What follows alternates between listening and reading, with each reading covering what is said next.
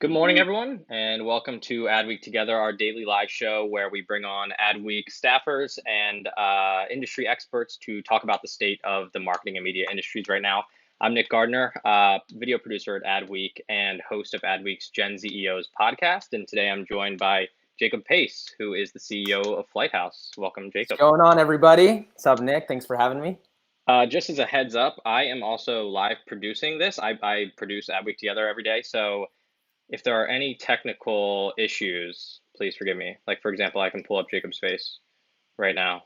What does it look like? I can't even see it. Is it zoomed in? You're just full screen. Nice. Anyway, Jacob, so Flighthouse is a digital media brand, and you guys really produce a lot of online video content. So in this age of coronavirus, where you're all working remotely, I assume, How are you guys handling content production? Did you have enough content already on the back burner? What's going on for you guys right now? Yeah, totally. No, really good question. So yeah, I mean, us as far as together just with other media brands have kind of had to adapt to kind of what's going on. And so thankfully we had a lot of content stockpiled sort of before this happened, just because we were preparing so much. So we had enough for about a month and a half to 2 months. But as of this point, even right now, we're starting to have to think about how we're going to kind of pivot that and even just create a lot of like at-home segments. And I think what's really cool about right now is that even a lot of these at-home segments and just how creative media brands are getting right now, it's sort of starting to become the new normal in terms of media brands creating these at-home segments. And I think we're even seeing just even right now, a lot of big celebrities like, some of the big like late night talk shows starting to even produce from home. And so right now, thankfully, we have a lot stockpiled, but we are preparing to just make a lot of stuff that's at home. So sending talent, cameras to kind of shoot content and send that in and then, produce content in that manner. So yeah, I'd say in those two ways, just having content stockpiled and also just thinking about, thinking outside of the box as far as what you're capable of producing from home or having talent produced from their homes. What have you guys learned any best practices? And you said you are sending equipment to people. How does that all work out? Are these influencers that you guys often work with, are they, really itching for things to work on right now? Are Yeah, they kind of totally. like full of things to work on? Like Yeah. what's their viewpoint on things right now? I mean, I think just because there's so much time in general for influencers right now and just everybody. I mean, I think even just artists that we've started to work with. I mean, we've even started to see, right now, a lot of it hasn't rolled out. We've only started to experiment with like one or two uploads so far, but that's going to kind of increase in the next few weeks. But even right now, we even have artists that are hitting us up where it's like those artists that we like always wanted a shot to get, in the studio. Now that they're free at home, they're like, hey, is it cool if like artist A sends in something that's like, oh snap, it's that one artist that like we've been trying to get into our studio forever, but we can never work around their schedule. So it's actually created a lot of opportunity as well to get artists in that would otherwise be pretty difficult because they just need to kind of film on their iPhones and send it in. So depending on the level of quality you're going for, it could be like an iPhone or it could even be something a little bit more higher produced that you send them. But even just the iPhone quality is pretty decent these days. Yeah. Um, how have you seen content consumption with Gen Z changing right now?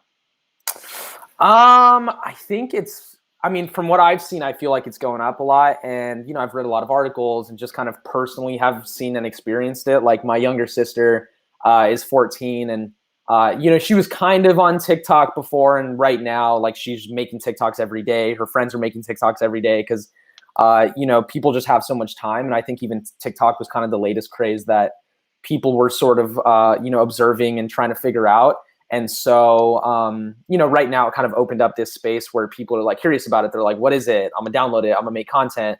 So yeah, I think just TikTok, but even just YouTube and, Instagram and just every streaming platform. I mean, I think right now you just have, a lot of kids and Gen Zers and just everybody's kind of like bored. And so I think they're just looking to produce content. And so I think that's where there's like a big space for, original entertainment right now. I know we talked a little bit about how, there's been a big uptick in live events such as this, and you said a lot of like celebrities and stuff and artists are going live more often, and that they're getting bigger numbers like tuning into Yeah. their lives than they typically do.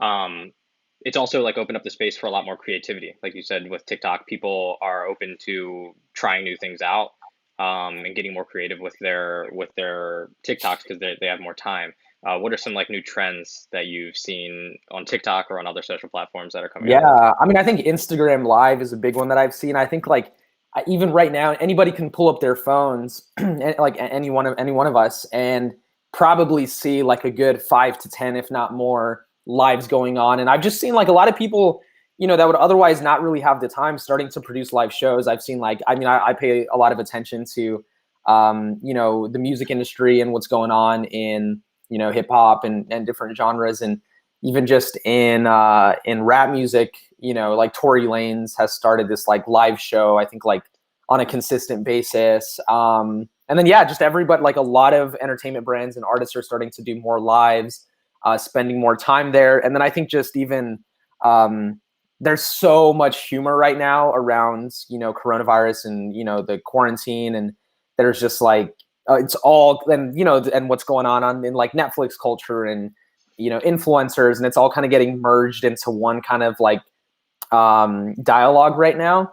And I think the virus and the quarantine has a big part to do with it. And even just on TikTok, like if you scroll down, you'll probably see a handful of memes, like a lot of memes that are just about what's going on right now. So I'd say just a lot of kids are playing into the humor of it and just going live more, and just in general, I think just spending a lot more time on the internet right now since they're at home.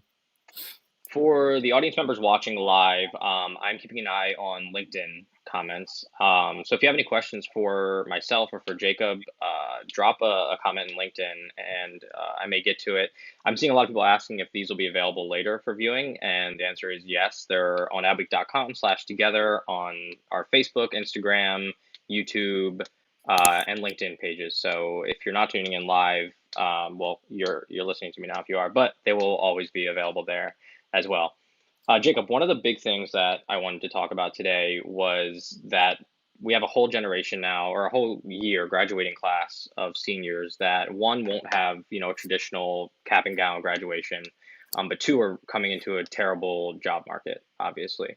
Yep. And that goes all the way to things like internships. I know when I was in college, I looked forward to, and I did, international internships where I was able to live somewhere else for 2 months. And that's something I look forward to for like months at a time. And a lot of these kids are getting them taken away, and a lot of job Yep. offers are getting taken away. What can newly graduating Gen Zers do to better position themselves in the job market right now, from your opinion? Yeah, it's a good question. I mean, look, like I think while there is like certain kind of like industries and parts of the economy that are taking a big hit right now, like I think the most obvious one is anything having to do with big gatherings of people. So live events and restaurants and bars, and like I know a lot of personally I know a lot of people that are getting impacted in those industries. But I also think there's kind of these like other economies or kind of white spaces to think about, which can include a lot of stuff in the digital space. So even for, what we do at Flighthouse, which is very content and like marketing driven, we have brands right now that are playing exactly into what we spoke about earlier, which is, hey, we know a lot of Gen Zers are spending a lot of time on the internet right now. How do we get in front of them? And so that's sort of where we're working in front of, but also, again, I think anything entertainment, marketing, digital, I think is actually thriving right now. And so, look, I think while you can't entirely kind of replicate the internship or kind of job experience that you would have otherwise had, or maybe jobs might be getting sort of rescinded, or it might be a lot tougher. I think now is a really, really, really good time for these kind of like newly college graduates to just be thinking about just self-reflecting a little bit and researching and getting inspired and seeing what all there is to do online. And there's so much you can educate yourself on, as well as opportunity, where even companies like us are like actively hiring. And, I think there's a lot of stuff in digital where you can probably take a financial skill set or, whatever it might be. And because I believe when one thing, it's like when one thing swings one way, you have a force of the opposite effect on the other side. And so I think it's all about looking at what the other side is, which is very digital focused, I guess is what I'm trying to say. Statistically, Gen Z is said to be the most entrepreneurial generation of like the modern era, I guess. And Oh, a lot of wow. them have, like side hustles and Yeah. everything. Do you think that Gen Z is uniquely positioned to, kind of change what the future of work looks like and Yeah. and endure this crisis? Yeah, totally. I mean, that was, I think, the biggest kind of realization that, we even had as a company was, I think even building up to this, we were trying to figure out like where exactly does remote work fit in? Because I think like, I personally sometimes will be like, hey, I'm not even going to come into the office until like 3 p.m., before all this occurred, simply because I want to take calls and answer emails. And I feel like I'd be more focused at home. And so this kind of happening sort of, forced us to kind of figure out what a remote working situation looked like. And I found it really interesting that everything except for the content we could pretty much accomplish from home. And so, yeah, I mean, I think this will kind of have a lasting effect as far as, remote working goes for companies. And I think, even for us as a, startup that has, 15 employees on our team specifically, I think it'll change the way that we kind of do work in the future. But I think in terms of, the entrepreneurial comments, I think that, we're in a time where, I have a lot of friends that are entrepreneurs that, run all kinds of businesses. I mean, anything from e-commerce to, a lot of stuff that's like influencer and content driven and, just a variety of things or, and a lot of it is so driven by digital. Even if you're doing e-commerce, you're running ads online, you're marketing online. If you're managing influencers, you're probably managing a lot of brand deals for them and helping them monetize their content. So I would say there's a big moment, yes, for entrepreneurs, but more specifically like digital entrepreneurs. And I think it's really cool to figure out this question of like, how can you make money from home, and how can you make money like from your laptop? And I think those are always really cool questions to figure out. And I think there's a big opportunity just given how much we spend online and time, money, and energy. We have a question on LinkedIn from Jessica H for you. She asked, do you What's up, think that the current Jessica? levels of social media usage will continue in the post-coronavirus world, or will it fall back to normal as people return to, So work and college and everything? social media usage? Yeah. I mean, I think it'll probably like level out. I mean, I can think of scenarios where it's like maybe, like Quibi just launched, right? So it's like maybe people might, that's another app where you're like spending more time on. But I think it'll go back to quote unquote normal. Just because I think our lives are gonna get filled again with just a lot more, for lack of a better term, distractions. Not that it's a bad thing, but just like, having to go meet people and, go to your job and go to work. So I just think everyone's gonna have less free time, quote unquote. We have another question from Co M, who asks, Hey, what's up, what Co? kind of campaigns are influencers signing on to now? What kind of campaigns you said? Yeah. A variety. I mean, for us specifically, we sort of look over two main industries. One is music, and the other one is kind of brands. So one is helping labels, basically, like if they have a song and they want to promote that song, figuring out the right strategy and the right influencers to basically promote that onto TikTok. And so, we've been a part of some really big records that have gotten, became Hot 100 songs, that we've been a part of. And the other side of it is brands, whether it's clothing or cosmetics that are starting to tap into us and basically figure out how they can kind of promote their brand on TikTok. And so, yeah, I mean, I think right now it's a combination of the two. I think I'll say this. I think music is really, really thriving right now because it's kind of an economy that's driven right now by streaming. So as a consumer, you don't even have to spend money on, I mean, unless you're paying for that $10 a month, you don't have to pay anything more than that. For a brand, advertising dollars from what I've seen are kind of being pulled. But again, you also have brands that are looking at this as a captive consumer and saying, hey, there's a huge spike in internet traffic on TikTok right now. How do we get their attention? So you have brands that are open to spending money on that. And that's kind of some of the stuff we're working on. One of the last topics that I want to touch on with you is how brands are, putting their hand into the coronavirus epidemic or pandemic. Um, how do you think Gen Z is reacting to brands, getting involved and offering up advice or help during this time? Um, that's a good question. I mean, I've seen it, it's been really interesting to see kind of the amount of brands and how they're reacting to it. Because I think it's like, I don't know. I mean, my interpretation of it is I think as a brand, you kind of want to show that you're sort of this like living, breathing, aware sort of entity.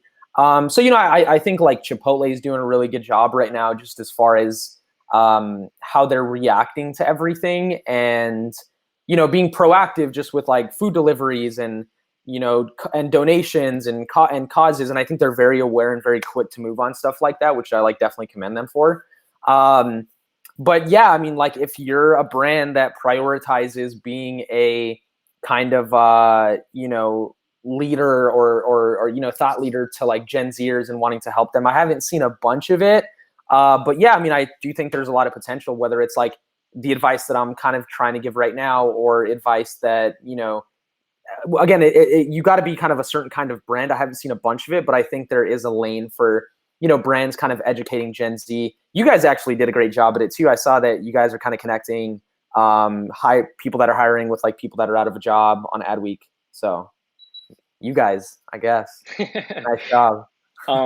What do you think are some ways that brands can try and authentically tie some giving or something rather than just changing a logo Mhm. or putting out a statement? How can they be more proactive and involved in this?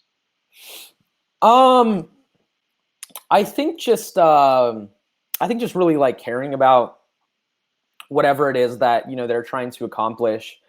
In this case, which is like some of these Gen Zers that are going through kind of a hard time, and I don't know. I mean, I think just again, it's going to be very dependent on the brand, but I think even just something as small as like, hey, if you're struggling with trying to get a job, here's like 5 tips on how you can do this, and post it to Twitter. And I think the donations are great, obviously, and anything like that's for a good cause is awesome. But I think in that case, you're kind of directly talking to the consumer, or even just I don't know, short videos. And I think it starts with the problem. So it's like, is the problem that they don't know what to do now that they don't have a job anymore? They don't know what to do at home. And I think you can educate them, give them information, and even resources, and help facilitate connections. So I think anything like that is probably really helpful to Gen Z. I have one more question from the Yeah, audience before we wrap up. cool. Kyle Watson asks, how do you see newer CPG brands that relied heavily on experiential marketing and driving trial pivot with their marketing strategy in order to continue to drive trial and bring brand awareness? I know experiential, is a big area for Gen Z, and a lot of Gen Z Mhm. appreciates experiential marketing, and it's a great way to reach them. Do you think that, from what you're hearing, that Gen Zers will, jump right back into experiences? I know there's a lot of hands-on stuff, and you're in crowded areas with people. What are their opinions on that?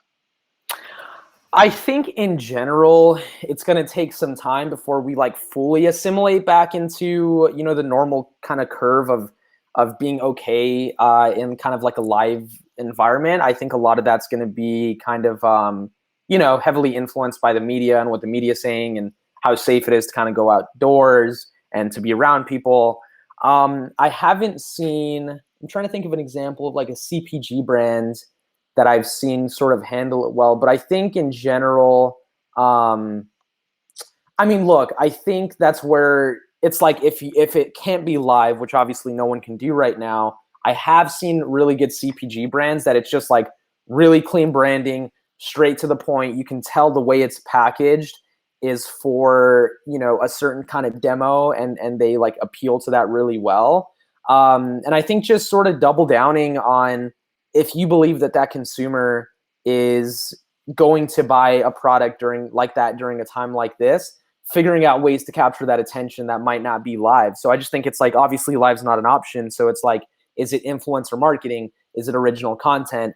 Is it, a challenge? I think there's a lot of ways to garner attention. And obviously there's the, goes without saying, digital advertising and, standard practices like that. But I think those are more creative ways to probably break through, is anything that's like content or like very creative influencer digital marketing driven. One last thing, what is one tip you could share with the audience that you've learned right now about working from home? One thing I've learned about working from home on a personal level, shower, change, get into a fresh pair of clothes. I feel like it mentally gets you prepared when you're like actually, showered and changed and stuff. From a work level, I think just, communication is key with your team. And just, I also think something that I've personally learned is just kind of the importance, especially right now that, a lot of people, might not have roommates or might not have family. And I just think like, being it's sometimes it can get hard just like not socializing with other people for a long time. So I think just trying to do everything you can to show those people that you appreciate them, even beyond words. Like I know even a good friend of mine, who runs this company, she ordered lunch for, like, I don't even know how she did it or like what the logistics of it were, but she ordered lunch for her entire team, and then they all had lunch together on Zoom, which I thought was a really cool move because that just shows that like, hey, like even though we're all separated, we're all together right now, and here's this thing that's kind of gonna kind of unify us. So I just think trying to be as proactive as you can with like communication with the team and company morale even during this time. So you asked for Awesome. one, I gave you two. Yeah, I love it. Well, thanks for joining me today, Jacob, Yeah. and chatting through how Gen Z can handle all of this. Um, for the audience, tomorrow we will be having Diana Pearl and Ryan Barwick, two Adweek staffers, on the show as they talk through how the travel industry is changing and the future of the travel industry. So until then, I need to set up this shot so it can change to the ending shot. See you tomorrow.